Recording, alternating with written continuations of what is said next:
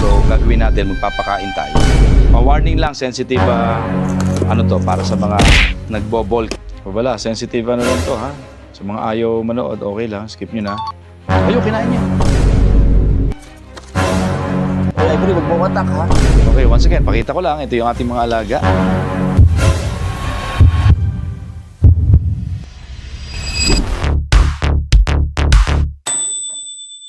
Yan. So yan, nalinis na natin itong lalagyan nilang dalawa. So gagawin natin, magpapakain tayo. So meron akong extra na lalagyan dito kasi hindi sila pwede pakainin ng sabay actually. Kailangan magkabukod lang sila. So kailangan magkabukod sila para pakainin. Then again, ito talaga, makulit talaga to si ano eh. Itong ano ko, pinstripe. Yun, oh. Kailangan dinuduwag to eh. Para mahawakan. Pag nahawakan na, okay na siya. Kanina lang, close na close kami ito. Minamay day ko pa eh. Ayan. Lagyan natin. Pero ayoko siya masyadong takutin kasi nalagyan natin siya ng daga eh. Warning lang, sensitive, ano to, para sa mga nagbo-bulk, ano lang to.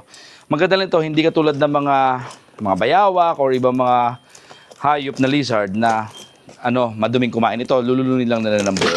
Bigyan natin ng maliliit na mais. Hopefully hindi makawala. Yan. Yan. So lagyan natin. Sana kainin niya. Kung hindi, busog pa yan. Okay, so lalagyan na natin yung isa natin. Okay, gumagapang na siya, naglilikot na siya. Hop! Ayan. Hopefully ready na siyang kumain. Sana gutom na sila kasi yung mga yan, may tendency yung mga yan na pagka busog, hindi talaga nakain. Mouse! No thanks, I'm full. Ayan, o ayan, drop natin. Ayan, tinan natin. Kung i-attack ba niya. Hindi, kung ano yan, kung gutom yan, inattack na agad nila yan. So busog pa sila. Kasi yung ganyang katagal, paglapag pa lang yan, inattack na yan. Okay, so swerte sila. Hindi pa gutom. Mukhang gutom na siya eh.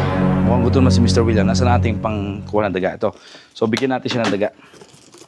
Ay, nakaabang na siya oh. Oh shit! Oh shit! Ayan, so lalagyan natin si Ivory ng isa. Ayan.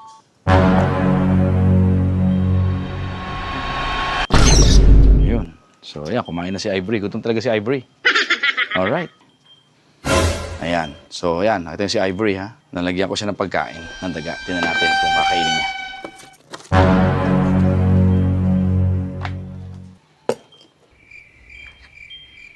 Later. Natingin na siya. Hindi pa siya gutom. Teka, ibaba natin. Yun. Hindi natin lagyan ng daga kung kakain sila. Pero I don't think kakain sila eh. Pero try din natin. Mukhang busog pa sila. Okay.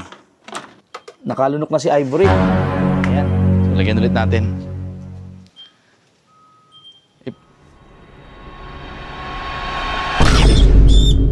Ayun.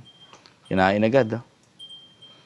Kanina ayaw nilang kumain. Ngayon naman, nung nilagyan ko itong isa, sinubukan ko. Dapat kasi magkahiwalay sila. Pero although kumakain ito naman, kinakain niya yung isa. Kasi hindi sila, baka magkagawan sila eh. So, bubuhatin ko sila. Ilipat ko. Ayan.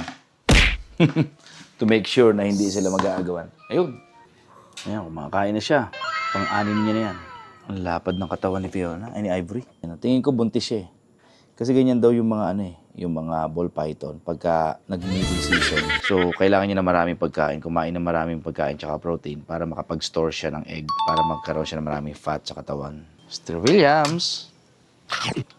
Ayun. Instant attack. Instant kill, Mr. Williams. Ayaw niya pala malaki, gusto niya maliit muna. Siguro medyo busog pa siya. Ayan, kumakain na si Mr. Williams. Ayan, Mr. Williams kumakain na. Wala, sensitive ano lang to ha. Sa mga ayaw manood, okay lang, skip nyo na. I'm just sharing. So ganyan lang silang kumain. Iniluluno nila ng buo. Actually, sa mga mahilig sa exotic pets, hindi siya katulad ng ng mga lizard, monitor lizard, or kung ano pa man, madugong kumain. Ito, hindi oh. Alright, so nakakain na. Nakakain na si Fiona. Fiona, wag mo akong kakagatin.